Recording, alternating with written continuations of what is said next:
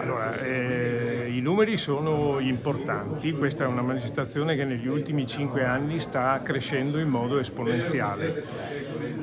Mi prendo anche dei meriti come organizzazione, forse perché è organizzata bene, ma soprattutto perché il territorio è splendido e il prodotto sovrano di questo territorio è conosciuto in tutto il mondo, per cui la presenza di stranieri, che quest'anno saranno 1300, stranieri residenti all'estero, ci inorgoglisce.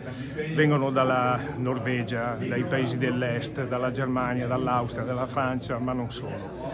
È diventata questa manifestazione un vero e proprio festival sportivo e si è completato quest'anno con la prima edizione dell'Ultra Trail che ripercorre in toto il cammino UNESCO da Vidore a Vittorio Veneto. L'altro percorso importante è la maratona, la mezza maratona che è la manifestazione per cui questo festival è nato, e da qualche anno una non competitiva di 10 km a disposizione di chi accompagna gli atleti e vuole cimentarsi su un percorso più breve.